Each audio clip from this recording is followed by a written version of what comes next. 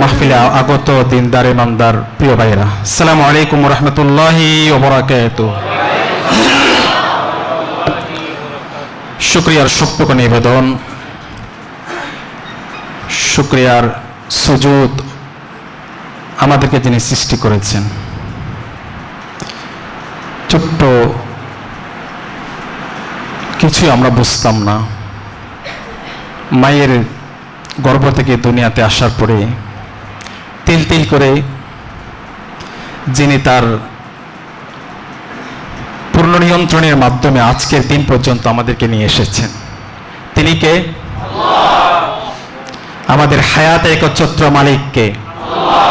আমাদের জীবনের মালিক, আমাদের মৃত্যুর মালিক, আমাদের কল্যাণ ও কল্যাণের মালিক, আমাদের প্রতিটি নিঃশ্বাসের মালিক আল্লাহ। সে আল্লাহর শুকরিয়া আদায় করছি। আমরা সকলেই বলছি আলহামদুলিল্লাহ, হামদান কাসীরান তাইয়িবান মুবারাকান ফীহি। একটা ঘটনা দিয়ে শুরু করি।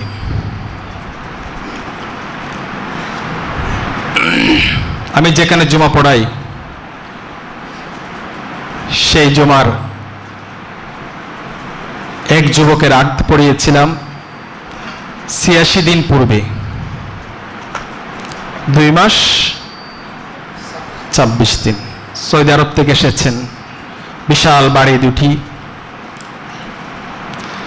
৮৬ দিন পূর্বে আগদ অনুষ্ঠান আমার পরিচালনা করার সুযোগ হয়েছে। আগদের কাগজে সিগনেচার করার সুযোগ হয়েছে। ঠিক ৮৬ দিনের মাথায় তার জানাজার নামাজও আমাকে পড়াতে হয়েছে। ইন্না লিল্লাহি। আবার গতকাল ওনার আত্মীয় স্বজন এসে আমার অফিসে ওনার মৃত্যু সনদে, যেহেতু আমি জানাজার নামাজ পড়িয়েছি, ওখানেও আমাকে সিগনেচার করতে হয়েছে। This is the span of our life.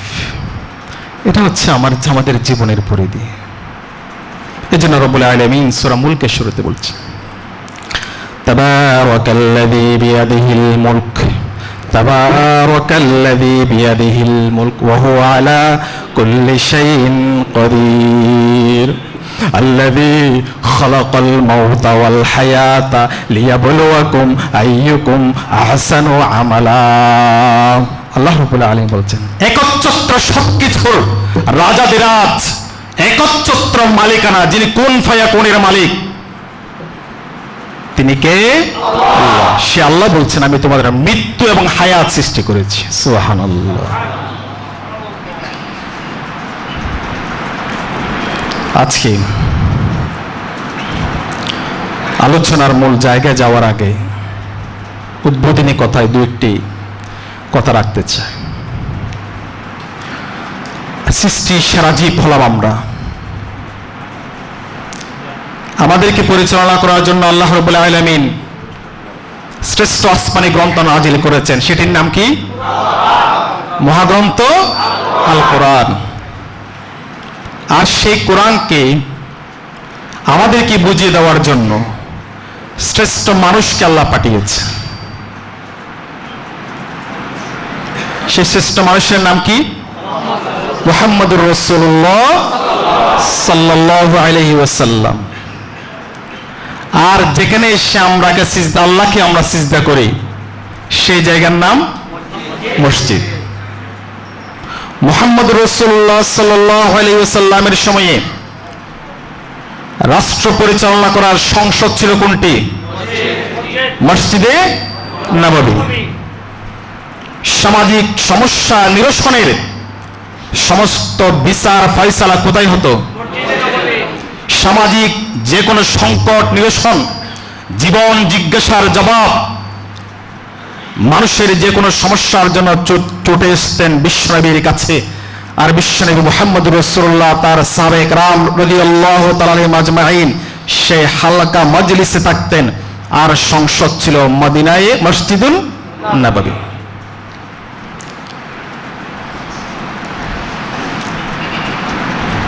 কোরআন আমাদের সংবিধান, মসজিদ আমাদের ক্যান্টনমেন্ট। মসজিদে আল্লাহকে হাজিরা দেওয়ার জন্য আমরা 5 ওয়াক্ত আমরা এসে আল্লাহর দরবারে ধরনা দিই। আর বান্দা আল্লাহর কাছাকাছি যাওয়ার সুবর্ণ সুযোগ হচ্ছে সালাত। আবার সালাতের মধ্যে সবচেয়ে বেশি কাছে যাওয়ার সুযোগ হচ্ছে সিজদার মধ্যে। আর যে সালাত, সেই সালাত আমরা সূরা ফাতিহা দিয়ে শুরু করি। সুতরাং মসজিদেই হবে প্রতিটি মুসলমানের সবচেয়ে ভালোবাসার জায়গা, ঠিক কিনা? আমাদের আবেগ, ভালোবাসার, আমাদের বিশ্বাস, আমাদের ঈমানের মূল গ্রন্থ সেটি হচ্ছে মহাগ্রন্থ আল কোরআন। প্রতিটি মসজিদে বিশ্বনবী সাল্লাল্লাহু আলাইহি ওয়াসাল্লামের শহীদ প্রাপ্তির পর থেকে আজকের দিন পর্যন্ত পৃথিবীর কোন জায়গা কি বলতে পারবে যে মসজিদে কোরআন তেলাওয়াত করা যায় না? قال رسول الله صلى الله عليه وسلم من بنى لله مسجدا ذكر الله فيه بنى الله له بيتا في الجنة أو كما قال رسول الله صلى الله عليه وسلم। বিভিন্ন রাওয়ায়াত আছে এটা। মসজিদ বানাবে, সেখানে আল্লাহর জিকির হবে, ফিকির হবে, জীবন জিজ্ঞাসার সমাধান এখান থেকে যাবে। সেখানে কেউ কে বাধা দিতে পারে? দলমত নির্বিশেষে যেই দল করেন না কেন আপনি। আজকের পত্রিকায় এসেছে মুসলমান আমরা কোথায় আছি। আমি জানি এখানে এক একজন এক এক ফ্যামিলি থেকে এসেছে। রাজনৈতিকভাবে আপনার দাদা, বাবা, আপনার ভাই, এক একজনের এক এক আত্মীয় স্বজন থাকতে পারে, ঠিক কিনা ভাই? রাজনীতির মতাদর্শ, চিন্তা চেতনার ভিন্নতা থাকতে পারে, কিন্তু ইসলামের ক্ষেত্রে, ইসলামের বিধিবিধান রক্ষা করার ক্ষেত্রে, কোরআনের সম্মানকে উচ্চকিত করার ক্ষেত্রে, মুহাম্মদ রাসূল সাল্লাল্লাহু আলাইহি ওয়াসাল্লামের সম্মান, মান, ইজ্জত রক্ষা করার ক্ষেত্রে, বুলন্ডটি উচ্চকিত করার ক্ষেত্রে, এবং যদি রাসূলুল্লাহর জীবনের উপরে কেউ কালিমা লেপন করার চেষ্টা করে তাদের বিরুদ্ধে ইসবাত কঠিন আন্দোলন গড়ার ক্ষেত্রে আমরা কি চুপ থাকবো? আজকের পত্রিকা এসেছে ভারতের পুনে একটি দর্শনীয় স্থান, যেখানে তাদের আবার তীর্থস্থান, যেখানে তারা পূজা করে। ওই জায়গায় মুসলমানদের একটি ডেলিগেশন গিয়েছে, সেখানে আমাদের কিছু মা বোনও গিয়েছে। তারা তাদের ওই জায়গায় এক কোনায় নামাজ আদায় করেছে। দূরে গিয়ে কি করেছে? তাদের যে চৌহদ্দি আছে, চৌহদ্দির এক পাশে গিয়ে তারা নামাজ আদায় করেছে। এটা লক্ষ্য করার পরে সেই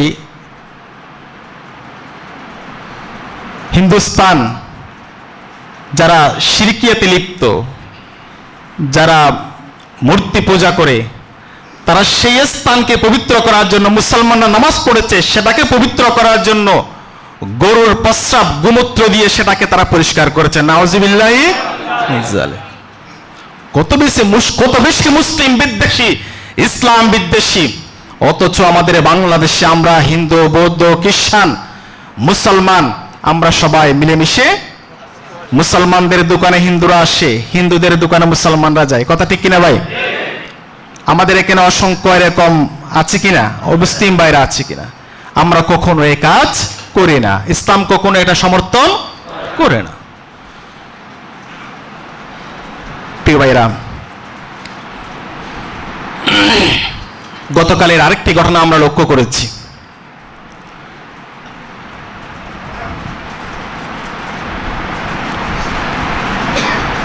আজ থেকে প্রায় 40 বছর আগে সেই ইন্ডিয়াতে কোরআনকে বাজেয়াপ্ত করার প্রতিবাদে ইন্ডিয়া এবং পুরো বাংলাদেশ ফুঁসে উঠেছিল।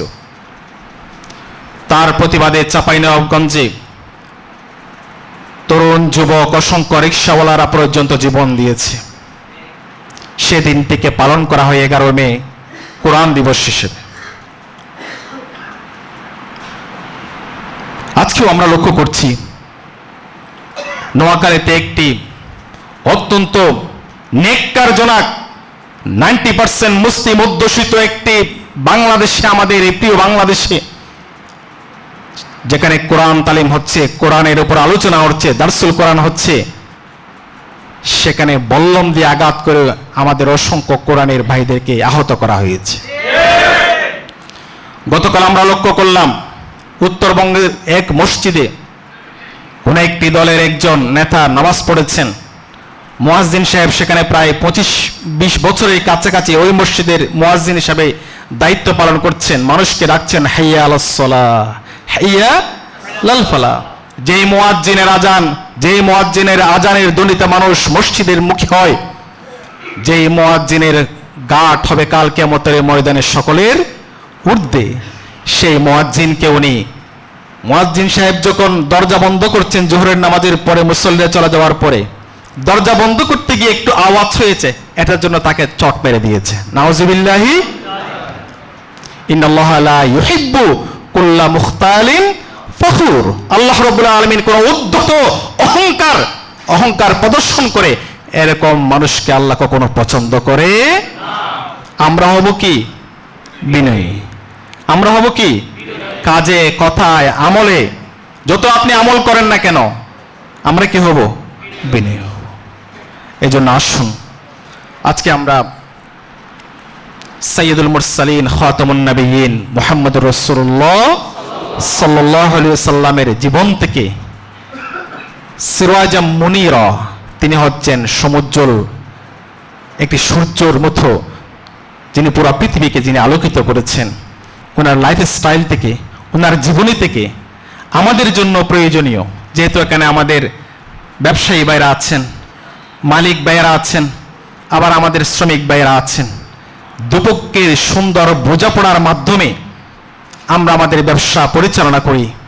এবং এক্ষেত্রে মুহাম্মদ রাসূলুল্লাহর নির্দেশনা কি, তিনি শ্রমিক মালিককে কি মর্যাদা দিয়েছেন, শ্রমিকের কি মর্যাদা এবং অধিকার, আবার মালিকের কি অধিকার, এবং দুজনের মধ্যে বোঝাপড়া কিরকম হবে, এই বোঝাপড়া করার জন্য ইসলামের মূল নীতি কি, সে বিষয়গুলো আমরা নির্দিষ্ট সময়ের মধ্যে হাইলাইট করার চেষ্টা করব ইনশাআল্লাহ।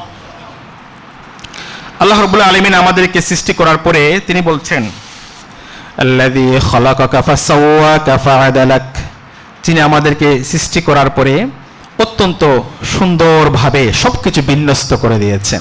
যেখানে চোখ থাকা দরকার চোখ আছে, যেখানে কান থাকা দরকার সেখানে কান আছে, যেখানে মুখ থাকা দরকার সেখানে মুখ আছে, যেখানে দাঁত থাকা দরকার সেখানে দাঁত, যেখানে জিহ্বা থাকা দরকার সেখানে জিহ্বা। হাতের আঙ্গুল যদি সবগুলো সমান হতো আমি কাজ করতে পারতাম না। আল্লাহ রাব্বুল আলামিন অত্যন্ত সুবিন্যস্ত ভাবে আমাদেরকে তৈরি করেছেন। আমাদেরকে আল্লাহ রাব্বুল আলামিন যে ব্রেন দিয়েছেন, আমরা আমাদের চতুষ্পার্শ্বে যদি লক্ষ্য করি, আমরা হলাম সৃষ্টির মধ্যে কি সেরা, আশরাফুল মাখলুকাত। আল্লাহ রাব্বুল আলামিন আমাদেরকে তার সৃষ্টির যত সৃষ্টি আছে সবকিছুর মাঝে আমাদেরকে শ্রেষ্ঠত্বের জায়গায় আসীন করেছেন। আচ্ছা, এবার আসুন, আপনি কি একটি শিয়ালের সাথে দৌড় প্রতিযোগিতায় পারবেন? কতটা আনসার করতে হবে? পারবেন? আপনি কি পাখির মতো উঠতে পারবেন? আপনি কি নীল তিমির মতো পানির নিচ দিয়ে পানির নিচে থাকতে পারবেন ঘন্টা পর ঘন্টা? পারবেন না। আপনি বাঘের মতো হিংস্র হতে পারবেন? হাতির মতো বিশাল স্থূলাকার হতে পারবেন? ছোট্ট মানুষ। কিন্তু মানুষ তার ব্রেন দিয়ে পাখির মতো উঠতে পারে না, কিন্তু কি আবিষ্কার করেছে? বলেন। প্লেন আবিষ্কার করেছে, বিমান আবিষ্কার করেছে। আমেরিকা বিমান আবিষ্কার করেছে যেটি প্রতি ঘন্টায় ৮,০০০ মাইল দূরে গিয়ে আক্রমণ করতে পারে। কত মাইল? চীন কি বসে থাকবে? চীন তার কম্বু বিমান আবিষ্কার করেছে যেটি প্রতি ঘন্টায় ১০,০০০ মাইল দূরে গিয়ে আক্রমণ করতে পারে। আপনি এখান থেকে পটিয়া যেতে যেতে ১ ঘন্টা হয়ে যাবে না? আরো ১০,০০০ মাইল দূরে গিয়ে কি করবে? আক্রমণ করবে। আমেরিকা আবার বসে থাকে নাই, সে আবার বিমান আবিষ্কার করেছে, যুদ্ধ বিমান, যেটি প্রতি ঘন্টায় 13,000 মাইল দূরে গিয়ে আক্রমণ করতে পারে। বাংলাদেশ থেকে আমেরিকার দূরত্ব হচ্ছে 12,000 মাইল। তাহলে আমেরিকা থেকে বাংলাদেশে আক্রমণ করতে কতক্ষণ সময় লাগবে? 1 ঘন্টারও কম। বাংলাদেশের টেকনাফকে তেঁতুলিয়া, এটার ওখান থেকে যদি আপনি সকালবেলা ওঠেন, রাত 10টায় আপনি তেঁতুলিয়ায় পৌঁছে যাবেন। কথা ঠিক কিনা? এই হচ্ছে ব্রেনের অবস্থা। আপনি ঘন্টার পর ঘন্টা সমুদ্রের নিচে থাকতে পারেন না, কিন্তু মানুষের ব্রেনের মাধ্যমে মানুষ কি আবিষ্কার করেছে? সাবমেরিন আবিষ্কার করেছে। সমুদ্রের তলদেশ গিয়ে শত শত মাইল, হাজার মাইল দূরে গিয়ে নির্দিষ্ট জায়গায় কি করবে? আক্রমণ করবে। মানুষ শিয়ালের মতো দৌড়াতে পারবে না, কিন্তু ছোট্ট একটি ডিভাইস রিং করার সাথে সাথে আটলান্টিক মহাসাগরের উপরে আপনার আত্মীয় স্বজন দেখে দেখে কথা বলতে পারছেন কিনা? আপনি আছেন বাংলাদেশে, আপনি কথা বলছেন মুহূর্তের মধ্যে হাজার হাজার মাইল দূরে মানুষের সাথে দেখে দেখে। কথা ঠিক কিনা ভাই? তাহলে আপনি কাউকে হার মানিয়েছেন। দ্রুতগতির শিয়াল, এটাকেও আপনি বহু গুণে হার মানিয়েছেন। আল্লাহ রাব্বুল আলামিন আমাদেরকে যে ব্রেন দিয়েছেন, সেই ব্রেনের মাধ্যমে বিশাল হাতি, তার উপরে ছোট্ট মানুষ বসে সেটাকে কি করছে? পরিচালনা করছে। বাঘের সাথে আপনি পারছেন না, কিন্তু মানুষ তার ব্রেনের মাধ্যমে সেই বাঘকেও কি করে রেখেছে? বন্দী করে রেখেছে। বিশাল বিশাল সাপ, সেটাকেও মানুষ তার বশে নিয়ে এসেছে। যারা নিউরো সায়েন্টিস্ট, যারা মানুষের ব্রেন নিয়ে কাজ করেন, ওনারা বলছেন এই ব্রেনের মাঝে আল্লাহ রাব্বুল আলামিন 10,000 কোটি নিউরন সেল দিয়েছেন। কত হাজার কোটি? সবাই কি কথা বুঝতেছেন? খাওয়া দাওয়া তো হয় নাই? সারাদিন ব্যবসা করে আপনারা এই মুহূর্তে আলোচনা শোনাটা খুবই কঠিন। আবার এখানে খুব গাদাগাদি করে বসতে হয়েছে। যতক্ষণ আমরা আলোচনা শুনবো, ইনশাল্লাহ আপনারা কিছু খোরাক পাবেন আমি আশা করছি, এবং আমার ভাইদের জন্য, আমার জন্য যা উপকার, যা প্রয়োজন, আল্লাহ সে কথাগুলো আমাকে বলার তৌফিক দান করুন। এখানে যারা বসবো, আচ্ছা, উপর থেকে যদি পানি পড়ে, নিচে যদি পাথর থাকে, পানি কি ছিটকে পড়বে না এক জায়গায় থাকবে? আর নিচে বালি, মাটি, পানি পড়লে অ্যাবজর্ব করে নেবে, সেটিকে চুষে নেবে। এজন্য প্রিয় ভাই বন্ধুগণ, যারা এখানে আসছেন, কিছু জানার এবং বোঝার, শোনার, আমল করার নিয়ে যদি বসি, তাহলে আমার কথাগুলো আপনার হৃদয়ে বালের মতো চুষে নেবে ইনশাআল্লাহ। প্রিয় ভাইরা, যে 10,000 কোটি নিউরন আল্লাহ রাব্বুল আলামিন সেল আমাদের এখানে দিয়েছেন, একটি নিউরন সেলের উদাহরণ হচ্ছে এরকম। বর্তমান পৃথিবীর সবচেয়ে তথ্যবহুল যে গ্রন্থ, সেটা হচ্ছে এনসাইক্লোপিডিয়া ব্রিটানিকা। এনসাইক্লোপিডিয়া ব্রিটানিকার খণ্ড হচ্ছে 23 খণ্ডে বিভক্ত। নিউরোসায়েন্টিস্ট যারা, তারা বলছেন মানুষের একটি সেলের মাঝে এরকম 23 খণ্ডে বিভক্ত 50টি এনসাইক্লোপিডিয়া ব্রিটানিকা ধারণ করতে পারে 10,000 নিউরন সেলে, কোটি সেলের একটি সেল। সুবহানাল্লাহ বলবো না আমরা? শুধু কি তাই? আপনাদের প্রত্যেকের হাতে মোবাইল আছে, আছে না? কার কত জিবি? 130, 66 জিবি, 32 জিবি, কেমন? এইরকমই তো। বিজ্ঞানীরা বলছেন মানুষের ব্রেনের জিবি হচ্ছে 10 লাখ জিবি। আল্লাহু আকবার। কত জিবি? এবার আপনি আপনাকে অর্থনৈতিক মূল্যে আপনাকে ভ্যালু করেন আপনার ব্রেনের। এরপরে আল্লাহ রাব্বুল আলামিন আমাদের যে মাথা আছে, এখানে কতগুলা স্নায়ু আছে, সেই স্নায়ুর সংখ্যা হচ্ছে 70 লক্ষ স্নায়ু আল্লাহ রাব্বুল আলামিন আমাদের এই মাথার মধ্যে দিয়ে দিয়েছেন। সুবহানাল্লাহ। অথচ যেটি দিয়ে প্রায় 2 লক্ষ মাইল অপটিক্যাল যে ফিবার লাইন তৈরি হয়েছে, এটা দিয়ে করা সম্ভব বলে যারা নিউরোসায়েন্টিস্ট তারা বলেছেন। এবার আসুন, আমাদেরকে আল্লাহ রাব্বুল আলামিন যে চোখ দিয়েছেন, আপনাদের হাতে যে মোবাইল আছে এটার মেগাপিক্সেল কত? 560 এরকমই মেগাপিক্সেল, যার যেরকম আছে। অথচ আল্লাহ রাব্বুল আলামিন আর কম। কেমন? আমাদের চোখে যে মেগাপিক্সেল দিয়েছেন সেটি হচ্ছে 576 মেগাপিক্সেল। সুবহানাল্লাহ। একটি ঈগল পাখি যেটি আকাশের সবচেয়ে অন্য পাখির চেয়ে উপরে থাকে, সেই ঈগল পাখির মেগাপিক্সেল হচ্ছে চোখের 560 মেগাপিক্সেল। সুবহানাল্লাহ। সে আল্লাহর শুকরিয়া আদায় করতে হবে না? আলহামদুলিল্লাহ। প্রিয় ভাইরা, সে আল্লাহ রাব্বুল আলামিন আমাদেরকে সৃষ্টি করার পরে আমাদেরকে কিভাবে চলতে হবে,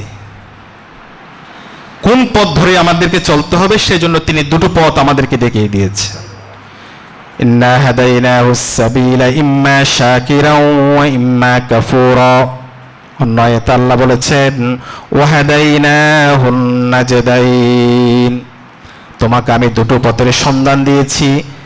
একটি পথে চলতে চলতে তোমার শেষ ঠিকানা হবে জান্নাতুল ফেরদাউস, আর একটি পথ ধরে যদি তুমি চলো, তোমার সে পথটি যদি গোমরাহির পথ হয়ে যায়, যেই পথ ধরে তুমি চলতে চলতে সেটি হবে জাহান্নামের অগ্নিকুণ্ড।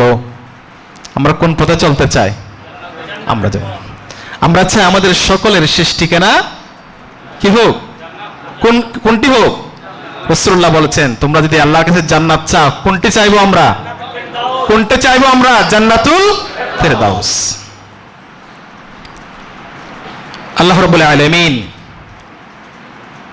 আমাদের রব, তিনি আমাদেরকে সৃষ্টি করার পরে আমাদের প্রিয় নবী মুহাম্মদুর রাসূলুল্লাহ সাল্লাল্লাহু আলাইহি সাল্লামকে শ্রেষ্ঠ নবী হিসেবে আমাদের কাছে পাঠালেন। প্রথম মানবকে, পৃথিবীর প্রথম পুরুষকে আদম আলাইহিস সালাম। আদম আলাইহিস সালামকে সৃষ্টি করার পরে হযরত ওমর ইবনুল খাত্তাব রাদিয়াল্লাহু তাআলা আনহু ইসলামের কত নম্বর খলিফা? সবাই কি বলতে হবে? দ্বিতীয় নম্বর খলিফা। অর্ধ পৃথিবী শাসন করেছেন, যাকে শয়তান বই পেত। কে বই পেত? পৃথিবীর সব মানুষকে শয়তান বই দেখিয়েছে, কিন্তু কাকে বই পেত? ওমর রাদিয়াল্লাহু তাআলা। কত বছর শাসন করেছেন? খলিফাতুল মুসলিমিন ছিলেন, আমিরুল মুমিনিন ছিলেন। কত বছর? 10 বছর। কত বছর? 10 বছর। হযরত ওমর ফারুক রাদিয়াল্লাহু তাআলা তিনি হাদিস বর্ণনা করছেন, ক্বালা ক্বালা রাসূলুল্লাহ সাল্লাল্লাহু আলাইহি ওয়াসাল্লাম লাম্মা আযনাবা আদম যামবাল্লাযী আযনাব। যে কারণে আল্লাহ রাব্বুল আলামিন আদম আলাইহিস সালামকে জান্নাত থেকে দুনিয়ায় পাঠিয়েছেন। আমরা একটু পোলাইটলি অর্থ করছি। রাফা রাসাহু ইলাল আরশি, দুনিয়াতে আসার পরে আদম আলাইহিস সালাম আকাশের দিকে তাকালেন। ফাকালা আসআলুকা হাক্কা মুহাম্মাদিন ইল্লা গাফারতা লি। রব্বুল আলামিন, আমি তোমার কাছে ফরিয়াদ করছি, তুমি আমাকে মুহাম্মদ সাল্লাল্লাহু আলাইহি ওয়াসাল্লামের উসিলায় তুমি আমাকে মাফ করে দাও। সুবহানাল্লাহ বলবেন না? ফাওহাল্লাহু ইলাইহি, সাথে সাথে আল্লাহ রাব্বুল আলামিন আদম আলাইহিস সালামের কাছে ওহী পাঠালেন, বললেন, জিজ্ঞেস করলেন, ওয়ামা মুহাম্মদ ওয়ামান মুহাম্মদ ইয়া আদম, আমি তো কোনো মুহাম্মদ সাল্লাল্লাহু আলাইহি ওয়াসাল্লামকে শারীরিকভাবে তৈরি করি নাই, তুমি কেমনে মুহাম্মদ সাল্লাল্লাহু আলাইহি ওয়াসাল্লামের নাম জানো? ওয়ামা মুহাম্মদ ওয়ামান মুহাম্মদ। ফাকালা তাবারাকাসমুক, কত কাপিজি মেইনটেইন করছেন। হে আল্লাহ, আপনি আর সম্মান মান ইজ্জত অনেক ঊর্ধ্বে। লাম্মা খলাকতানি, যখন আপনি আমি আদমকে সৃষ্টি করেছেন, রাফাআতু রাসি ইলা আরশিক, আমি সৃষ্টি করার সাথে সাথে আপনার আরশ আজিমের দিকে আমি তাকিয়েছি। ফাইদান ফিহি মাকতুবুন, সেখানে আমি একটি বাক্য লেখা দেখতে পেয়েছি, যেটি ছিল লা ইলাহা ইল্লাল্লাহু মুহাম্মাদুর রাসূলুল্লাহ। কি লেখা ছিল? এই কালিমাটি লেখা ছিল। সুতরাং কেউ যদি লা ইলাহা ইল্লাল্লাহ অমুক মার্কার মালিক তুই আল্লাহ যদি কেউ বলে, কলিমা কি পুরা থাকলো না অর্ধেক হয়ে গেল? কথা বলেন না কেন? অর্ধেক কলিমা কি মুসলমান বলতে পারে? আর কোন কলিমাকে রাজনৈতিক উদ্দেশ্যে ভাবে ব্যবহার করে স্লোগান বানানো যাবে? যাবে না।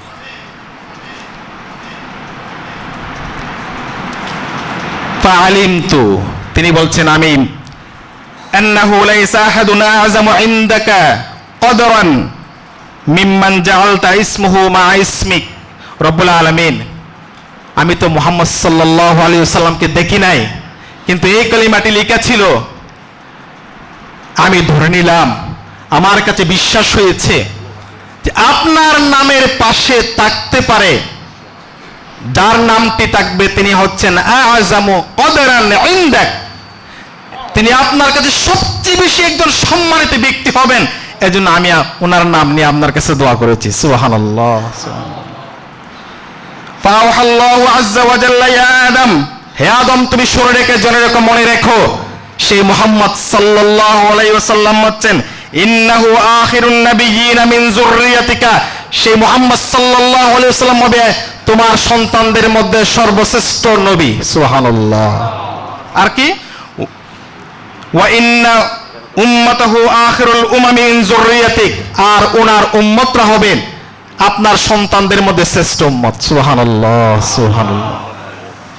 ওয়ালাউলাহু ইয়া আদম মা খালাকতুক, হে আদম আমি যদি আমার হাবিবকে সৃষ্টি না করতাম তোমাকেও আমি তৈরি করতাম না। সুবহানাল্লাহ, সুবহানাল্লাহ। এই জন্য হাদিসের মধ্যে এসেছে, আজকে আমাকে একজন প্রশ্ন করেছেন, মাগরিবের পরে নবী আগে না রাসূল আগে? কথা বুঝছেন? ক্রিটিক্যাল প্রশ্ন না? আদম আলাইহিস সালাম কি ছিলেন? প্রথম নবী। আর হাদিসের মধ্যে এসেছে আদম আলাইহিস সালাম যখন মাটি এবং পানির সাথে ছিলেন, আল্লাহ রাসূল তখন থেকে রাসূল ছিলেন। সুবহানাল্লাহ।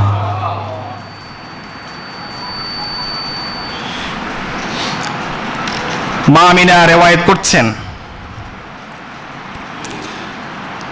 যখন রাসূল সাল্লাল্লাহু আলাইহি ওয়াসাল্লাম দুনিয়াতে আসলেন, লাম্মা উলিদান নবী সাল্লাল্লাহু আলাইহি ওয়াসাল্লাম,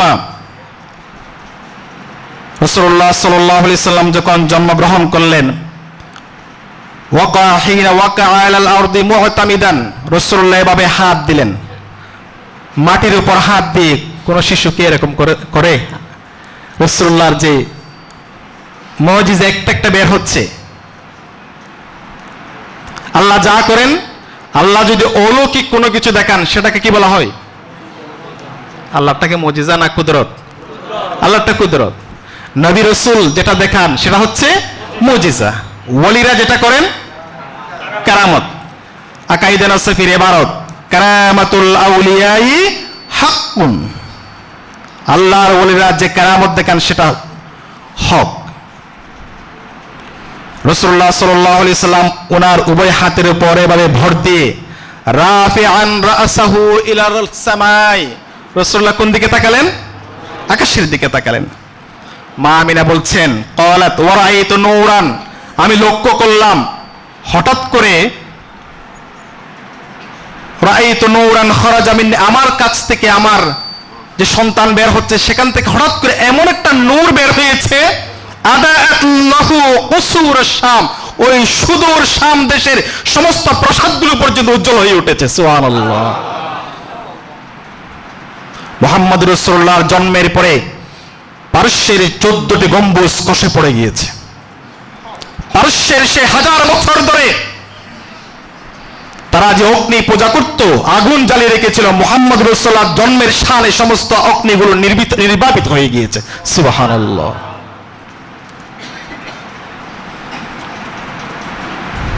লোকজন স্বপ্নে দেখেছেন, পার্সিয়ানরা স্বপ্নে দেখেছে যে মক্কা থেকে এক উট অনেকগুলো ঘোড়ার পালকে তাড়িয়ে নিয়ে যাচ্ছে। বহাইরের কাছে গেল, তাদের পাদ্রীর কাছে গিয়ে তারা বলল, এই স্বপ্নে কি ব্যাখ্যা হতে পারে, তাআবীর কি হতে পারে? তারা বললেন যে মক্কায় হয়তো আজকে এমন একটা শিশু জন্মগ্রহণ করেছে যে একদিন সাইয়্যিদুল মুরসালিন হবে, খাতামুন নবীন হবে। কারণ তারা এগুলো জেনেছে তাওরাত, জাবুর, ইনজিলের মাধ্যমে, সেগুলো তারা জেনেছে। সুবহানাল্লাহ। মুহাম্মদ রাসূলুল্লাহ সাল্লাল্লাহু আলাইহি সাল্লাম জন্মগ্রহণ করেছেন 571 খ্রিস্টাব্দে, যদিও আমাদের কাছে প্রসিদ্ধ কোনটি 570। 14 এপ্রিল রাসূলুল্লাহ সাল্লাল্লাহু আলাইহি সাল্লাম জন্মগ্রহণ করেছেন। রাসূলুল্লাহর জন্মের ব্যাপারে বিভিন্ন রাওয়ায়াত আছে তারিখের ব্যাপারে। আল বিদায়া ওয়ান নিহায়া গুরুত্বপূর্ণ একটি ঐতিহাসিক গ্রন্থ, সেখানে বলা হয়েছে, কেউ কি বলেছেন রাসূলুল্লাহ রবিউল আউয়ালের 2 তারিখ, 8 তারিখ, 9 তারিখ, আর রহিকুল মাখতুমের মধ্যে সে কথা এসছে। 2 তারিখ বলেছেন রবিউল আউয়ালে, 8 তারিখ বলেছেন, 9 তারিখ বলেছেন, 12 তারিখ বলেছেন। তারিখের ব্যাপারে ভিন্নতা আছে, কিন্তু বারের ব্যাপারে কোনো কি নেই, বারের ব্যাপারে কোনো ভিন্নতা নেই।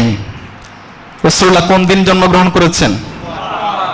সোমবার জন্মগ্রহণ করেছেন। রাসূলুল্লাহকে প্রশ্ন করলেন, ইয়া রাসূলুল্লাহ লিমা সুমতা, কেন আপনি রোজা রাখেন সোমবারে? রাসূলুল্লাহ বলেছেন, আজকের দিনে আমি ইয়াউমা উলিদতু ইয়াউমাল ইসনাইন, আজকের দিনে আমি জন্মগ্রহণ করেছি। সুবহানাল্লাহ। সুতরাং আজকে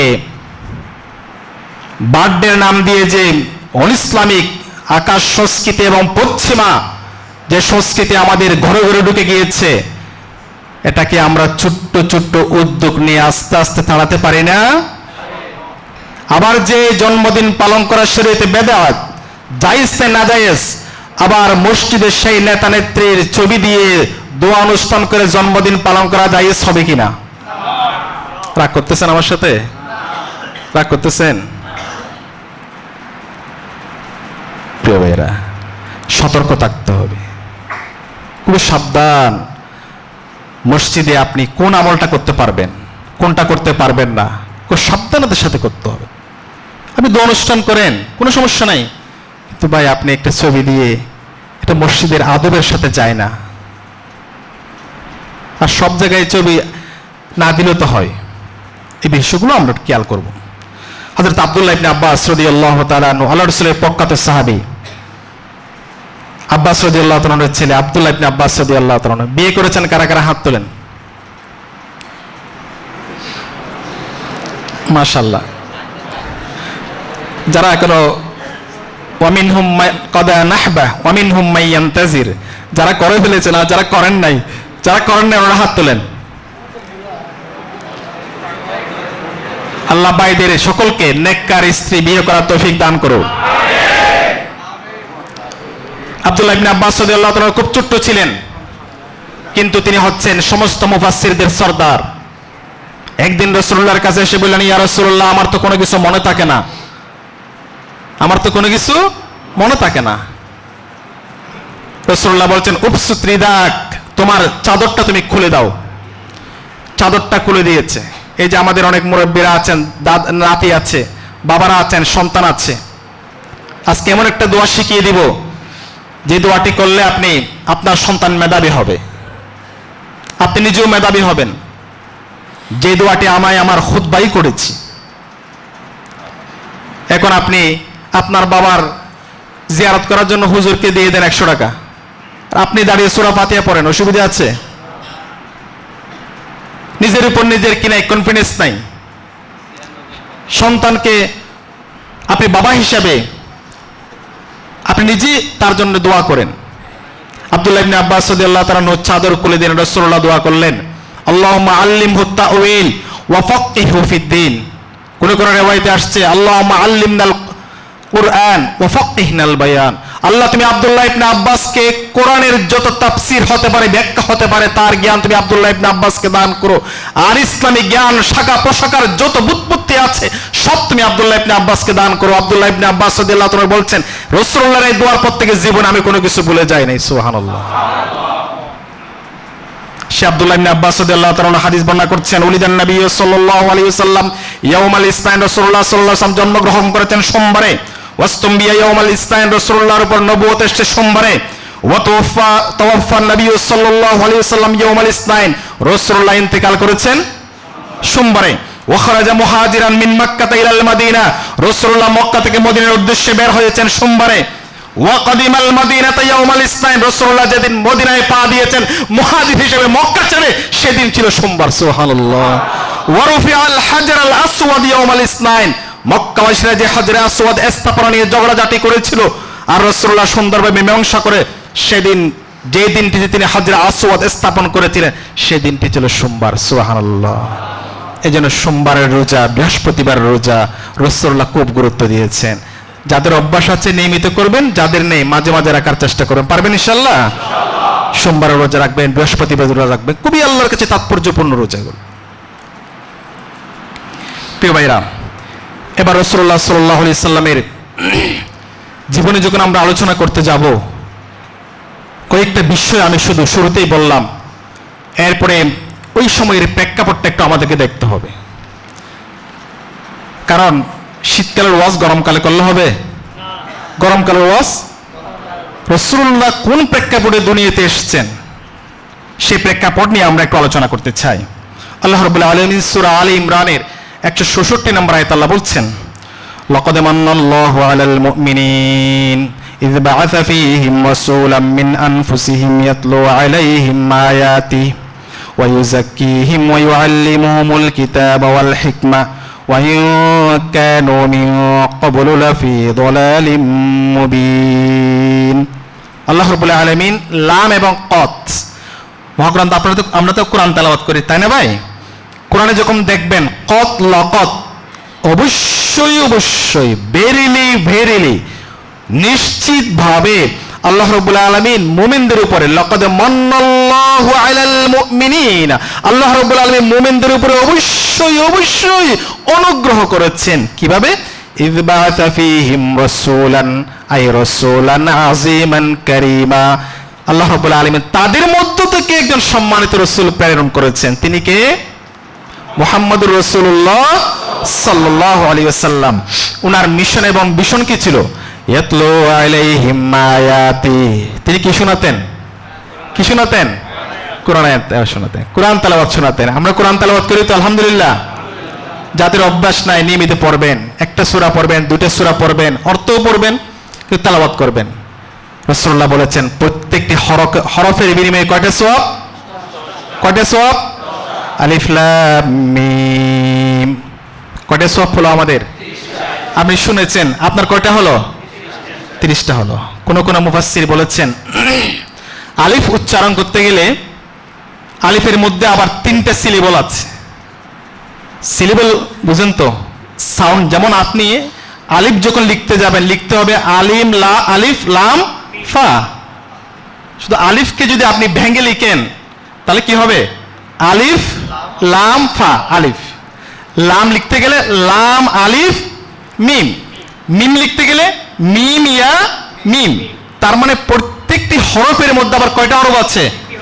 কোন কোন মুফাসসির বলছেন আলিফ লাম মিম বললে 30টি নেকি না, 33 90টি সওয়াব আল্লাহ রাব্বুল আলামিন আমার লিখে লিখিত। সুবহানাল্লাহ। পড়বেন তো ইনশাআল্লাহ? নিজে পড়বো, আরেকজনকে পড়ানোর জন্য উৎসাহিত করব। আবার ছোটবেলায় মা বাবা অভাবে ছিল, পড়ালেখা করতে পারেন নাই, লবণ আনতে ফান্তা পুড়িয়েছে, কেমন? অথবা পরিবেশের কারণে, মানে কি বলবো এটাকে, আপনি এখানে চলে এসেছেন, পার্শ্ববর্তী লোক অমুকের ছেলে টাকা কামাচ্ছে, আমারটা আয় রোজগার না করলে কেমন হবে? এত পড়ালেখা করে কি হবে? যাও, চলে যাও রিয়াজউদ্দিন বাজার সোজা। কেমন? অমুকের ছেলে বৃহস্পতিবারে 2 হাত নিয়ে, 2 হাত ভরে বাজার নিয়ে ওখানে যায়। এটা দেখতে দেখতে মা বাবা হয়তো অনেকেই ধৈর্য ধরতে পারে নাই, পাঠিয়ে দিয়েছে, কোরআন শিখতে পারেন নাই। কিন্তু আপনি তো নামাজি সূরা পড়েন। কয়েকদিন আগে আমি একটা ইন্টারভিউতে গিয়েছিলাম এক জায়গায়, টিচার নিয়োগ, একটা মাদ্রাসায় গিয়েছিলাম। তো সেখানে আমাদের ডক্টর নিজাম হুজুর স্যার ছিলেন, ছিলেন তো সবাই? তো স্যার বললো একটু তুমি প্রশ্ন করো। তাই বললাম আপনি সূরা লাহাবটা তিলাওয়াত করেন।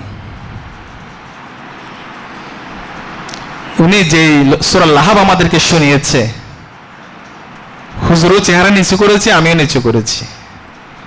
একজন আলেম মানুষ নামাজে পড়লে তো নামাজ, মুসল্লিরা কি থাকবে না? চলে যাবে, চলে যাবে, লাহানে জ্বলি। এই জন্য প্রিয় ভাইরা, একটু সিদ্ধান্ত গ্রহণ করুন। জীবনে অনেক কিছু করেছেন, করবেন। অনেকে আজকে শ্রমিক হিসাবে এখানে এসেছেন, দোকানের মালিক হবেন। অনেক বড় হবেন, কিন্তু কোরআনটিকে শেখার জন্য চেষ্টা করুন। সুবর্ণ সুযোগ আসছে সামনের দিনে। আমার মনে হয় রিয়াজউদ্দিন বাজারে প্রত্যেকটা মসজিদে কোরআন তালিম চালু আছে, সহিহ কোরআন চালু আছে।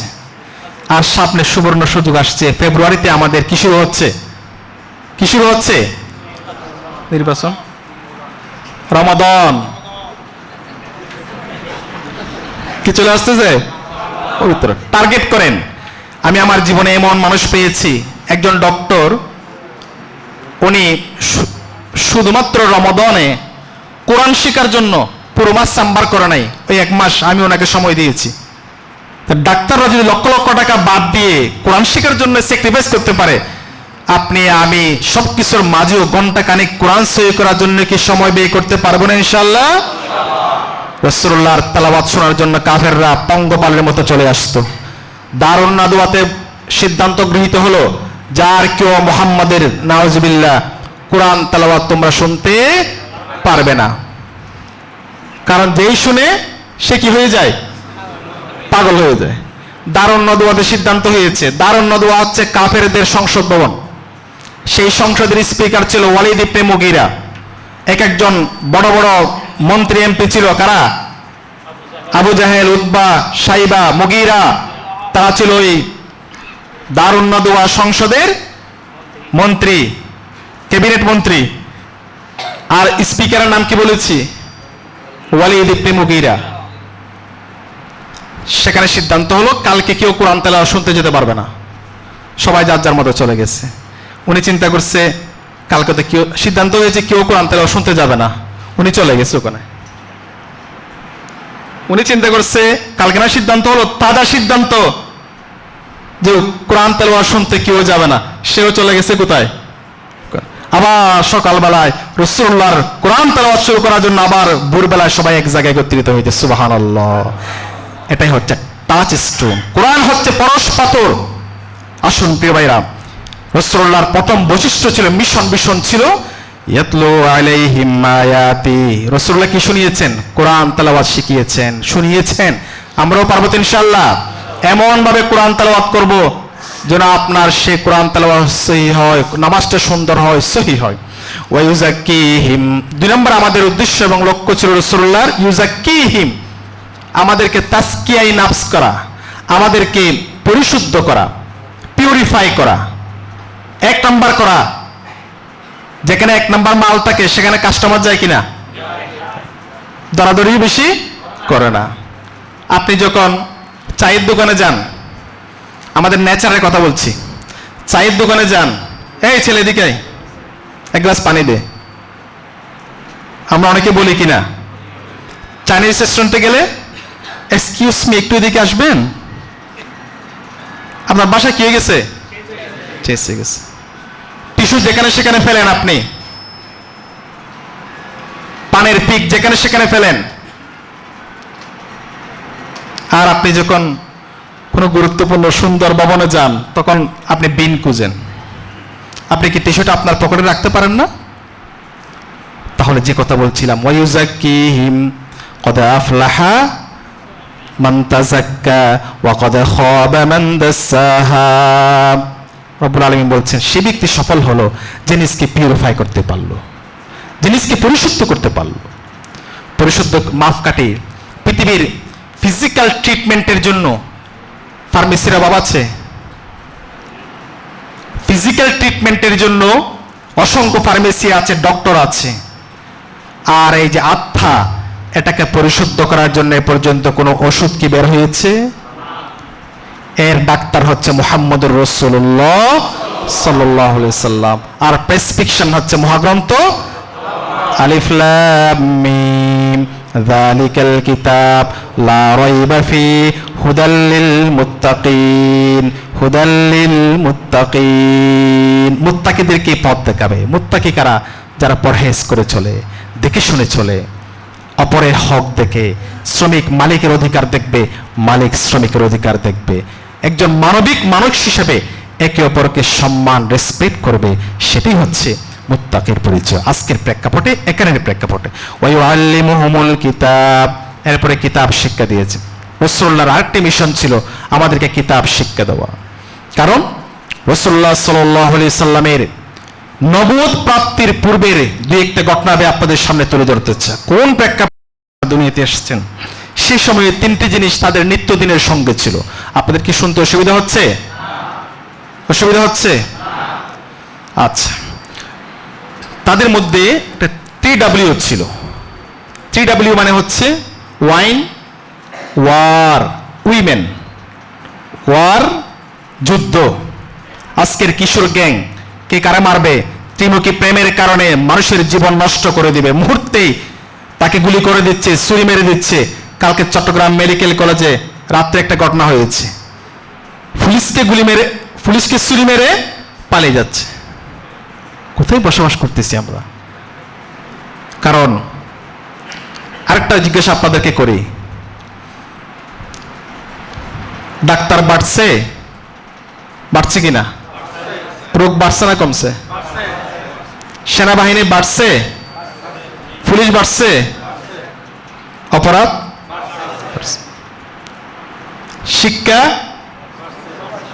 শিক্ষক, শিক্ষা প্রতিষ্ঠান আজকে একটা সময়, আজ থেকে 20-30 বছর আগে অনেক দূরে একটা হাই স্কুল, একটা প্রতিষ্ঠান। এখন পাড়ায় পাড়ায়, মহল্লায় মহল্লায় নুরানি মাদ্রাসা, ইবতেদায়ী মাদ্রাসা, হাই স্কুল, বিভিন্ন ধরনের প্রতিষ্ঠান গড়ে উঠেছে। কিন্তু আগের মতো সেই সোনালী মানুষ কি বের হচ্ছে? বের হচ্ছে। ভোটে পড়ার পরও তার সহপাঠীকে কুপিয়ে কুপিয়ে হদ্দল পাথরের মধ্যে বসেছিল। তারা ওই ইসলামিস্ট যারা ছিল তাদেরকে প্রথমে তারা কি করতো? অ্যারেস্ট করেছে, কতগুলো ইয়াবা দিয়ে চালান দিয়েছে। কথা ঠিক কিনা? তাদের মধ্যে যুদ্ধ লেগেছিল। এই সময় ইসলামী কোন যুবককে পেয়েছে তাহাজ্জুদের নামাজের সময় থেকে, এই যে আমাদের অলিকা মসজিদ থেকে নামাজ থেকে ধরে নিয়ে এসেছে, চট্টগ্রাম কলেজ থেকে ধরে নিয়ে এসেছে, আর ধরে নিয়ে এসে তাকে অস্ত্র মামলা দিয়েছে, ওয়ার, উইপন। আর এমনও দেখা গিয়েছে সেই সময়ে নারী তাদের জীবনের, এটা মানে বর্তমান ওয়েস্টার্ন সোসাইটির যে কালচার, রাস্তাঘাটে অশ্লীলতা, বেহায়াপনা, সেটিও আজকে বাংলাদেশের বিভিন্ন শিক্ষা প্রতিষ্ঠান, যেগুলোতে আপনি মনে করছেন দামি নামে শিক্ষা প্রতিষ্ঠানে, এক গার্ডিয়ান আমার কাছে এসেছে, আমি প্রতিষ্ঠানের নাম বলছি না, ওই গার্ডিয়ান আমার সামনে বসে চোখের পানি ফেলছে। চট্টগ্রামের অন্যতম একটি শ্রেষ্ঠ প্রতিষ্ঠানের কথা বলছি। বললেন, আমি আমার ছেলেকে, যে গাড়িটি আমি ইউজ করছি 17টি বছর ধরে, আমি আমার এই পার্সোনাল গাড়িটি ইউজ করি। আমার ছেলে আমাকে বলছে, বাবা তুমি হয়তো গাড়ি চেঞ্জ করো, তোমার গাড়িতে আমি চড়বো না, প্রয়োজনে সিএনজি ব্যবহার করব, তারপরে তোমার গাড়িতে চড়বো না, গাড়ি চেঞ্জ করে ভালো গাড়ি নাও। ওই গার্ডিয়ান বলছেন, আমি যখন সেই প্রতিষ্ঠানে লিফট দিয়ে উঠছিলাম, ছেলে মেয়েদের যা অবস্থা আমি দেখেছি, আমি একজন গার্ডিয়ান যে সেখানে উপস্থিত আছি, সে আমাকে তোয়াক্কা করে নাই। মনে হচ্ছে আমি ছেলেকে দিয়েছি মানুষ করার জন্য, ছেলেই তো হারিয়ে ফেললাম।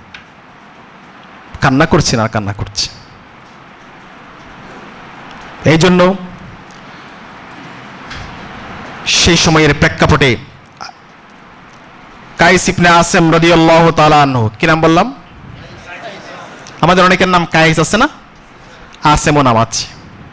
কায়েস ইবনে আসেম রাদিয়াল্লাহু তাআলা আনহু রাসূলুল্লাহর কাছে আসলেন, ইয়া রাসূলুল্লাহ, ইয়া হাবিবাল্লাহ, আমি ইসলাম গ্রহণ করার আগে আমার হাত দিয়ে প্রায় 12 থেকে 13টি মেয়ে আমি নিজ হাতে জীবন্ত কবর দিয়েছি। নাউযুবিল্লাহি মিন যালিক। রাসূলুল্লাহ চেহারা নিচু করলেন, বলেন, ইয়া রাসূলুল্লাহ, আমার জন্য কি কোনো ক্ষমা আছে? যারা বাবা হয়েছেন, চোখ বন্ধ করে একটু আপনার সন্তান আর আপনার সম্পর্কটা চিন্তা করুন। জীবনে পারবেন যে বাচ্চাটি, মেয়ে বাচ্চাটি আপনি বের হওয়ার আগে আপনাকে জুতাটার সামনে এনে দেয়, যে মেয়েটি আপনি কলিং বেল দেওয়ার সাথে সাথে বাসার মধ্যে লাফালাফি শুরু করে, বৃহস্পতিবারে বাড়ি যাবেন, আপনার মনটা মনে হয় পাখি হয়ে উড়ে যেতে ইচ্ছা করে, আর আপনার সন্তানরা অপেক্ষায় থাকে, আমার বাবা আসবে, আমার জন্য অনেক কিছু নিয়ে আসবে। সেরকম 12 থেকে 13টি মেয়েকে নিজে জীবন্ত কবর দিয়েছে। নাউযুবিল্লাহি। রাসূলুল্লাহ বললেন, ঠিক আছে, তুমি তোমার প্রত্যেকটি সন্তানের বিনিময়ে একটি করে উট, একটি করে গোলাম তুমি আজাদ করে দাও। বলেন, ইয়া রাসূলুল্লাহ, তো আমার গোলাম আজাদ করার মতো আমার কোনো সামর্থ্য নাই, তুমি একটি করে উট আজাদ করো, একটি করে উট আল্লাহর পথে কোরবানি করো। কায়েস ইবনে আসিম রাদিয়াল্লাহু তাআলা পরবর্তী বছর 100 উট আল্লাহর রাস্তায় তিনি কোরবান করে দিয়েছেন। সুবহানাল্লাহ। আরেক সাহাবী আল্লাহ রাসূলের দরবারে এসে সবসময় মাথা নিচু করে থাকতেন, মাথা নিচু করে থাকতেন। রাসূলুল্লাহ জিজ্ঞেস করলেন, হে আমার প্রিয় সাহাবী, তুমি সবসময় এভাবে টেনশন করো কেন? বলেন, ইয়া রাসূলুল্লাহ, আমি তো আমার ইসলাম পূর্ববর্তী জীবনে এমন কিছু অপরাধ আমি করেছি যে আমি আমার এক মেয়েকে এভাবে হত্যা করেছি। একদিন আমি তাকে নিয়ে হাঁটছিলাম, হাঁটতে হাঁটতে আমার ওয়াইফ সবসময় তাকে দেখে দেখে রাখতো আমি কখনো তাকে হত্যা করি কিনা। একদিন আমি আমার স্ত্রীকে বললাম, আমি একটু বেড়াতে যাচ্ছি, মেয়েটা আমার সাথে দাও। মেয়েটিকে আমার সাথে দিলেন, আর সাথে একটি কথা বলে রাখলেন, দেখিও তোমাকে এটা আমি আমানত হিসেবে দিচ্ছি, আমি যেন আমানত হুবহু তোমার থেকে কাছ থেকে বুঝে পাই। আমি চলতে লাগলাম, হঠাৎ করে শয়তান আমার মাঝে কুমন্ত্রণা ঢুকিয়ে দিল যে তোমাকে তো আরবের রীতি অনুযায়ী তোমার মেয়েকে হত্যা করতে হবে, কোনো মেয়েকে তুমি জীবন্ত রাখতে পারবে না। আমি নদীর পাশ দিয়ে হাঁটছিলাম, আর আমি মেয়েটিকে ধাক্কা মেরে এক পর্যায়ে সেখানে আমি ফেলে দিলাম। যখন আমি ফেলে দিতে চাচ্ছিলাম, একবার, দুইবার, তিনবার আমি প্রচেষ্টার সময় মেয়েটি আমাকে বলল, বাবা, মানা বলেছিল তোমাকে, আমাকে আমানত হিসেবে দিয়েছে, তুমি আমাকে হত্যা করো না। আমি আমার মেয়েকে সেখানে ধাক্কা দিয়ে পানির মধ্যে ফেলার পরে এক পর্যায়ে আমি, সে বাবা বাবা বলে চিৎকার করছে, আর যতক্ষণ সে চিৎকার করছে ততক্ষণ পর্যন্ত আমি পাষাণ হয়ে সেখানে দাঁড়িয়েছিলাম। সে দৃশ্যটি আমাকে সারা জীবনের জন্য কষ্ট দিচ্ছে। কায়েস ইবনে আসিম রাদিয়াল্লাহু তাআলা আনহুকে জিজ্ঞেস করা হয়েছিল, তুমি তোমার যত মেয়েকে হত্যা করেছো সবচেয়ে প্যাথেটিক একটি ঘটনা তুমি বলো। তখন তিনি বলেছিলেন, আমার জীবনের সবচেয়ে প্যাথেটিক, মর্মান্তিক, হৃদয় বিদারক ঘটনা হচ্ছে, আমি আমার মেয়েকে নিয়ে হাঁটছিলাম, মরুভূমির এক পাশ রাস্তা ধরে আমি হাঁটছিলাম। হাঁটতে হাঁটতে মেয়ে আমাকে, আমি কোনো অবস্থাতে তাকে হত্যা করতে পারছিলাম না। মেয়ে আমাকে বলল, বাবা, আমার তো খুব তৃষ্ণা পেয়েছে। হঠাৎ করে আমার মনে আসলো, এই তো সুযোগ পেয়ে গিয়েছে। আমি তার জন্য গর্ত খনন করতে লাগলাম। তাকে আমি বললাম যে তোমার জন্য আমি পানি করছি। আমি যখন গর্তগুলো করতে লাগলাম, আমার মেয়েও আমাকে সে গর্ত করার ক্ষেত্রে সহযোগিতা করলো। আমি যখন গর্ত করছিলাম, সে গর্তের মাটিগুলো আমার দাড়িতে লেগেছিল, আর আমার মেয়ে আমাকে খুব আদর পরম যত্নে সে দাড়ি থেকে আমার মাটিগুলো সরিয়ে দিচ্ছিল। আর কিছুক্ষণ পরে সেই গর্তের মধ্যে আমি আমার মেয়েকে জীবন্ত কবর দিয়েছি। নাউজুবিল্লাহি। This is the tragic history of dark ages of Arab. সেই আরবের, সেই আইয়ামে জাহেলিয়াতের সেই কঠিন দৃশ্যের এই প্রেক্ষাপটে আল্লাহ রাব্বুল আলামিন আমাদের প্রিয় নবী সাল্লাল্লাহু আলাইহি সাল্লামকে দুনিয়াতে পাঠিয়েছেন। আল্লাহ রাব্বুল আলামিন মহাগ্রন্থ আল কোরআনের সূরা নাজিল করে তাকবীরের 8 নম্বর আয়াত আল্লাহ বলছেন, ওয়া ইযাল মাউউদাতু সুইলাত বিআইয়ি যামবিন কুতিলাত। সেই জীবন্ত কবর দেওয়া নারীদেরকে জিজ্ঞেস করা হবে, সন্তানদেরকে জিজ্ঞেস করা হবে, কোন অপরাধে তোমাকে হত্যা করা হয়েছিল, কোন অপরাধে তোমাকে হত্যা করা হয়েছিল। ওয়ালা তাকতুলু আওলাদাকুম খাশিয়াতা ইমলাক নাহনু নারযুকুহুম ওয়া ইয়্যাকুম। আজ থেকে 2 বছর সম্ভবত কাগড়াছড়িতে দেখেছি এক মা তার সন্তানকে 5,000 টাকার বিনিময়ে বিক্রি করে দিচ্ছে। কিসের কারণে? অভাবের কারণে। কয়েকদিন আগে দেখলাম যমজ সন্তান হয়েছে, সন্তানকে বিক্রি করে দিচ্ছে। কয়েকদিন আগে পত্রিকায় দেখলাম, সম্ভবত গতকাল পত্রিকায় দেখলাম, 3 নাম্বার মেয়ে হওয়ার কারণে মা নিজ সাথে মেয়েকে হত্যা করেছে। নাউজুবিল্লাহি। এটা কি বিদেশি কোনো কথা বলছি না বাংলাদেশের কথা বলছি? প্রিয় ভাইরা, এমনি প্রেক্ষাপটে রাসূলুল্লাহ সাল্লাল্লাহু আলাইহি সাল্লামকে আল্লাহ রাব্বুল আলামিন দুনিয়াতে পাঠানোর পরে আল্লাহ রাসূল সাল্লাল্লাহু আলাইহি সাল্লামের ব্যাপারে আল্লাহ রাব্বুল আলামিন যেই আয়াত নাজিল করলেন, আল্লাহ রাব্বুল আলামিন বলছেন, ওয়া লাকাদ বাআসনা ফি কুল্লি উম্মাতির রাসূলা আন ইবুদুল্লাহ ওয়াজতানিবুত তাগুত। আমি প্রত্যেকটা জাতির মাঝে নবী এবং রাসূল প্রেরণ করেছি, নবী এবং রাসূল আমি প্রেরণ করেছি। আনি ইবুদুল্লাহ, টার্গেট হচ্ছে কি? কার দাসত্ব করা? আমরা আলোচনার শেষের দিকে অল্প সময়ের মাঝে আমরা শেষ করে দেব ইনশাআল্লাহ। আমি সমস্ত নবী এবং রাসূল প্রেরণের উদ্দেশ্য ছিল আনি ইবুদুল্লাহ ওয়াজতানিবুত তাগুত। দুটো একসাথে চলবে না। আপনি আল্লাহর দাসত্ব করবেন আবার ব্যক্তি পূজা করবেন, দুটো কি একসাথে হবে? ব্যক্তি পূজা, মূর্তি পূজা, কেমন রিয়া, শিরিক সব কি একসাথে চলতে পারে? চলতে পারে না। আল্লাহর দাসত্ব করার জন্য, করানোর জন্য, মানুষকে উদ্বুদ্ধ করার জন্য আল্লাহর দাসত্ব আল্লাহ রাব্বুল আলামিন আমি মানুষকে এবং জিন জাতিকে সৃষ্টি করেছি কিসের জন্য বলেন? আমার ইবাদত করার জন্য। ওমা খালাকতুল জিন্না ওয়াল ইনসা ইল্লা লিয়াবুদুন। আরেকটা কি? তাগুতকে স্বীকার করতে হবে। তাগুত কি? ইসলামের বিপরীত যত শক্তি আছে সব হচ্ছে কি? তাগুত। আপনি মুসলমান, আপনি কোরআনকে সম্মান করেন, রাসূলকে সম্মান করেন, আপনি পরকালে বিশ্বাস করেন, আপনি হাসর নসরকে বিশ্বাস করেন, আপনি কিতাবেরও বিশ্বাস করেন, মালাইকার উপর আপনি বিশ্বাস করেন, আপনি মসজিদে ইমামের আনুগত্য করেন, আবার মসজিদের বাইরে গেলে সেই ইমামকে আপনি ধরে মারেন। নোয়াখালীতে না লক্ষ্মীপুরে আজ থেকে 5-6 মাস আগে এক ইমামকে হত্যা করা হয়েছিল, ঠিক কিনা ভাই? তাহলে এখানে আপনি একজন ইমামের আনুগত্য করার কারণে মসজিদের মধ্যে সুন্দর সম্প্রীতি ঐক্যবদ্ধ একটি পরিবেশ বজায় থাকে, ঠিক আছে কিনা? আর মসজিদ থেকে বের হওয়ার পরে যখন আমরা আল্লাহওয়ালা ব্যক্তিগুলোকে বাদ দিয়ে যখন অমুকের সৈনিক, তমুকের সৈনিক, অমুকের আদর্শ এগুলোকে আবার সামনে নেতৃত্বের জন্য নিয়ে আসি, তখন সমাজে কি শান্তি আসবে? কখনো আসবে না। যে ব্যক্তি আল্লাহকে ভয় করে, পৃথিবীর অন্য মানুষ তাকে ভয় করে, তার আনুগত্য করে। আর যে ব্যক্তি আল্লাহকে ছাড়া দুনিয়ার কাউকে ভয় করে, তাহলে অন্যান্য মানুষ তাকে ভয় দেখায়, শয়তান তাকে ভয় দেখায়।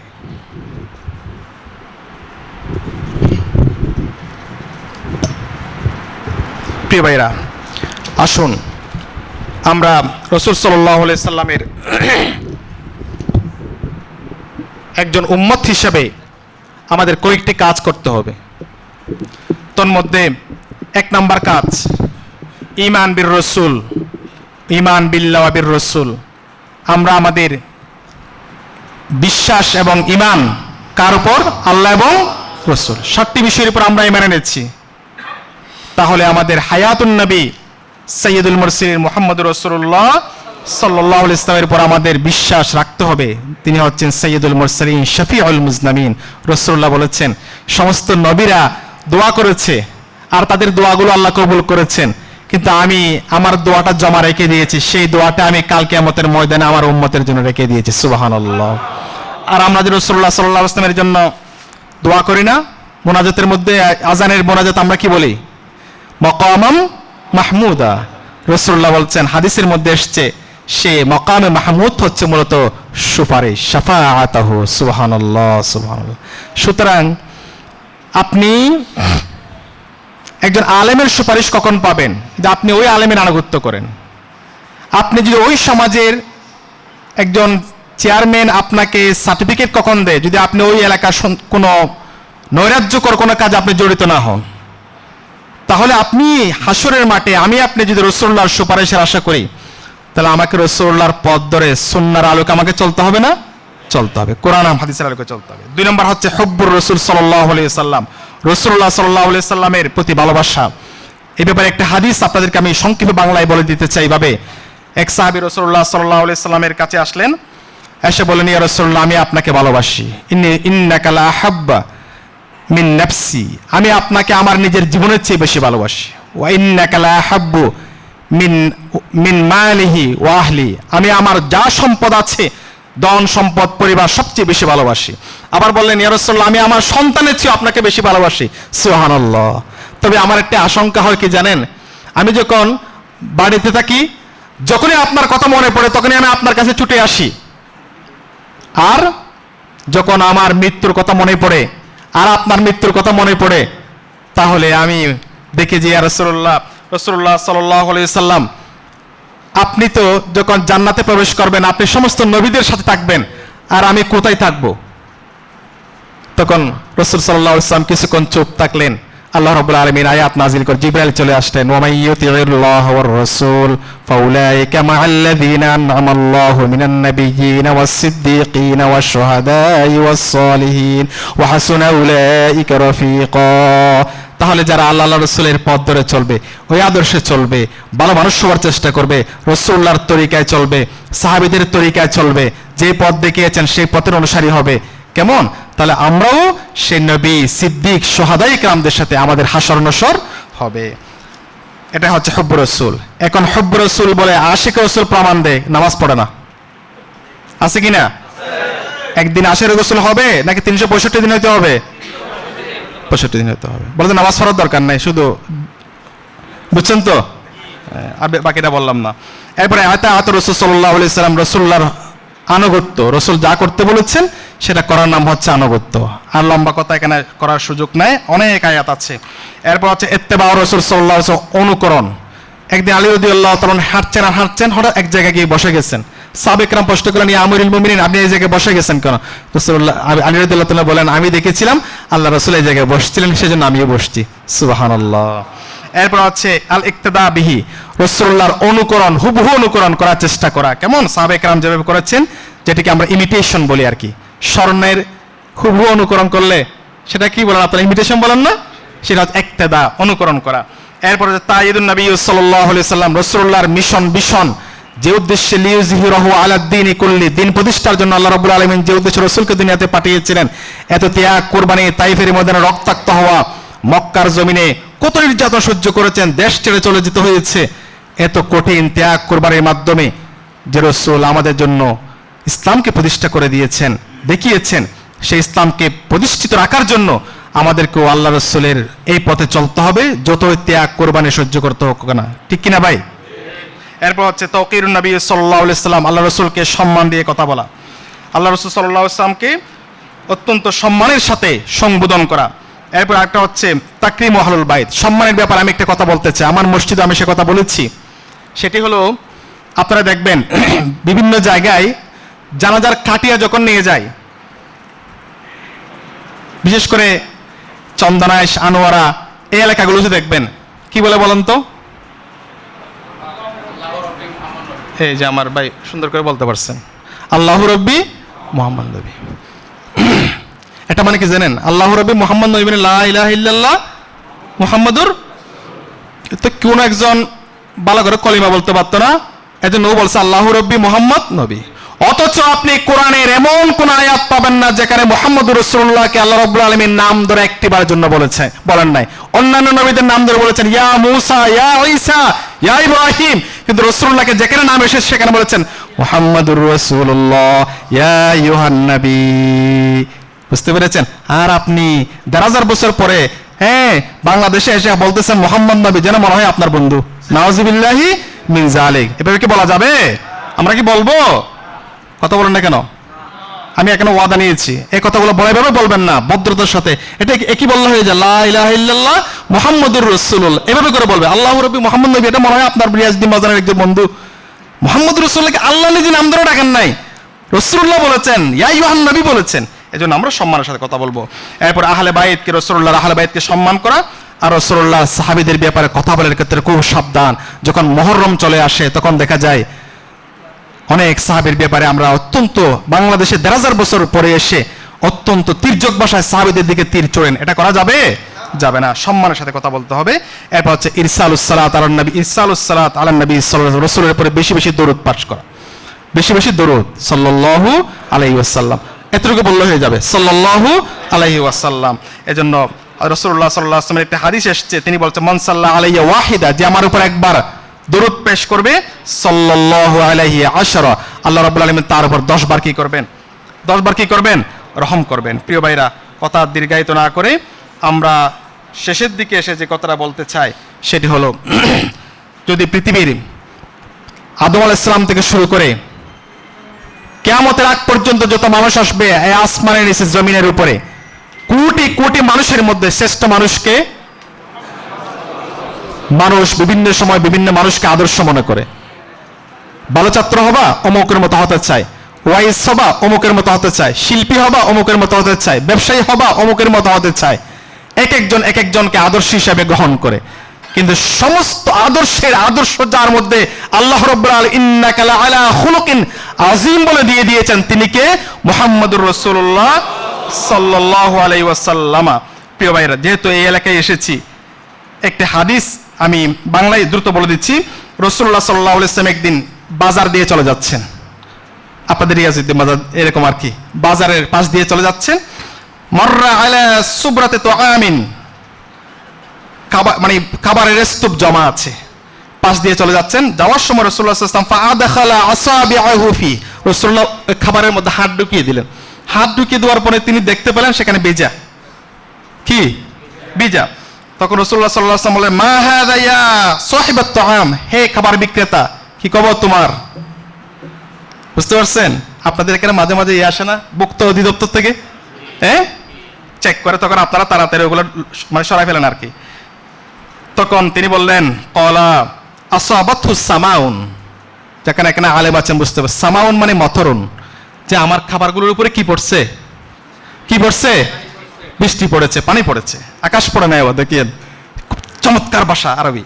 ইয়া রাসূলুল্লাহ, আমার এখানে পানি পড়েছে। তখন রাসূলুল্লাহ বললেন, কলা ফাহাল্লা জাআলতাহু ফাওকা আত-তাআমি হাত্তা ইয়ারাহুন নাস, তুমি কি এটা একটু সুন্দর করে এভাবে রাখতে পারতে না? যে সমস্যা যেগুলো বীজ আসে সেগুলো উপরে তুমি রাখতে পারতে না, যাতে মানুষ দেখতে পেত যে তোমার একটু ডিফেক্ট আছে এখানে?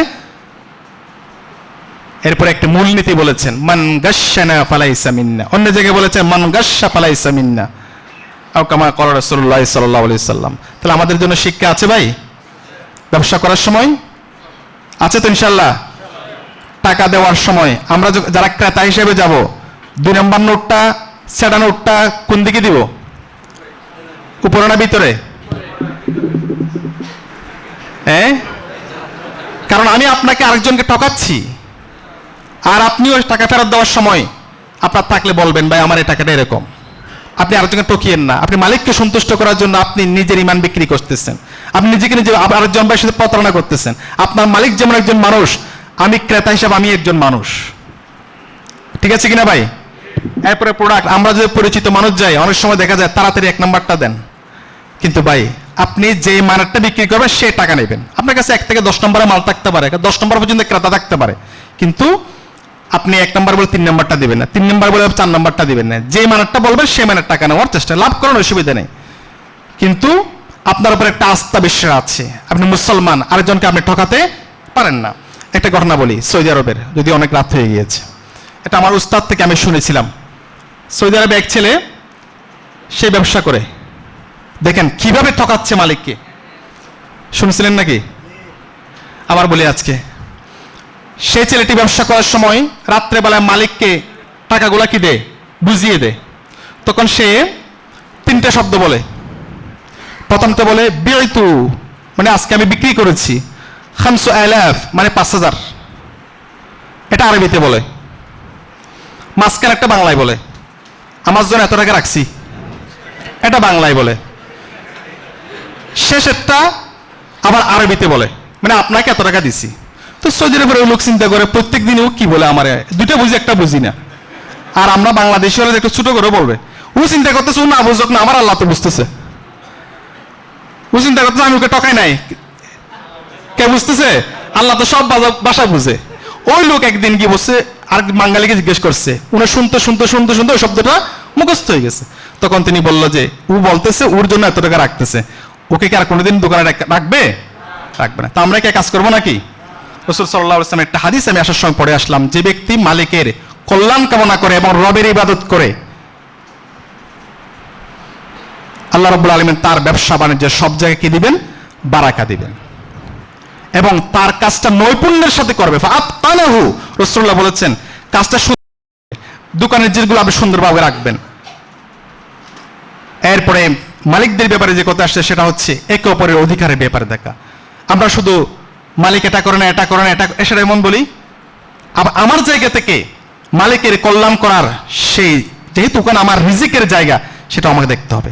আবার মালিকের পক্ষ থেকেও এই শ্রমিকের ঘামের বিনিময়ে যেহেতু আমার দোকানে স্মুথলি চলছে, তাদের অধিকারের ব্যাপারেও আমাদেরকে ভূমিকা রাখতে হবে। অসংখ্য হাদিস রাসূল সাল্লাল্লাহু আলাইহি ওয়াসাল্লাম বলেছেন। আসুন প্রিয় ভাইরা, আল্লাহ রাব্বুল আলামিন, আমরা সংক্ষিপ্ত পরিসরে অনেক আলোচনার টপিকস, কিন্তু অনেকগুলো আলোচনা, তন্মধ্যে থেকে আমাদের জন্য আমরা যে কমিটমেন্ট নিতে চাই, রাসূলুল্লাহর আদর্শের 1 নম্বর কাজ হচ্ছে 5 ওয়াক্ত নামাজ আমরা কখনো মালিকের কল্যাণ কামনা করব, আবার রবের কি করব? রবের কি করব? ইবাদত করব। নামাজ আমরা ছাড়বো না। কেমন? এরপর হচ্ছে আমরা জীবনে কখনো প্রতারণা, ঠকবো না, ঠকাবো না। কারণ যিনি ক্রেতা তিনিও আপনার ভাই। আপনি কাকে ঠকাচ্ছেন? হাসরের মাঠে আমরা আলমে আরওয়াহের রুহমেট ছিলাম। কি মেট? রুহমেট, ক্লাসমেট বলেন না, রুহমেট একসাথে ছিলাম, আবার হাসরের মাঠে একসাথে দেখা হবে। সুতরাং কেউ কাউকে আমরা ঠকানোর চেষ্টা করব না। আসুন আমরা যদি আমাদের প্রিয় নবী করিম সাল্লাল্লাহু আলাইহি ওয়াসাল্লামের আদর্শ, যদি একজন সফল মানুষ হতে চাই, একমাত্র আমরা সকল ক্ষেত্রে, জীবনের সকল ক্ষেত্রে, মসজিদে মানবো, ঘরে মানবো, বাজারে মানবো, মার্কেটে মানবো, রাজনীতিতে মানবো, ভোটের রাজনীতি, সব ক্ষেত্রে আমরা আদর্শ মানবো কাকে? আমাদের মুহাম্মদুর রাসূলুল্লাহ সাল্লাল্লাহু আলাইহি ওয়াসাল্লাম। ওয়া আখির দাওয়ানা আলহামদুলিল্লাহি রাব্বিল আলামিন। সুবহানাকাল্লাহুম্মা বিহামদিক আশহাদু আল্লা ইলাহা ইল্লা আনতা আস্তাগফিরুকা ওয়া আতুবু ইলাইক। আসসালামু আলাইকুম ওয়া রাহমাতুল্লাহি ওয়া বারাকাতুহু। اللهم صل على سيدنا محمد وعلى ال محمد كما صليت على ابراهيم وعلى ال ابراهيم انك حميد مجيد. اللهم بارك على محمد وعلى ال محمد كما باركت على ابراهيم وعلى ال ابراهيم انك حميد مجيد. আমরা পরস্পরের জন্য দোয়া করব। মা বাবা, আত্মীয় স্বজন, দেশ দশের জন্য, ফিলিস্তিনের জন্য আমরা দোয়া করব। আফগানিস্তান, পাকিস্তান যে সংকট তৈরি হয়েছে, আল্লাহ যেন উদ্ধার করে। বিশেষ করে আমাদের বাংলাদেশের এই 1,47,000 বর্গ মাইলকে যেন আল্লাহ রাব্বুল আলামিন হেফাজত করে, আমরা দোয়া করছি। আল্লাহুম্মা আমিন। আলহামদুলিল্লাহি রাব্বিল আলামিন ওয়াল আকিবাতু লিল মুত্তাকিন ওয়াস সালাতু ওয়াস সালামু আলা আশরাফিল আমবিয়াই ওয়াল মুরসালিন ওয়া আলা আলিহি ওয়া সাহবিহি আজমাইন। ربنا ظلمنا أنفسنا وإن لم تغفر لنا وترحمنا لنكونن من الخاسرين. ربنا لا تزغ قلوبنا بعد إذ هديتنا وهب لنا من لدنك رحمة إنك أنت الوهاب. ربنا اغفر لنا ذنوبنا وكفر عنا سيئاتنا وتوفنا مع الأبرار.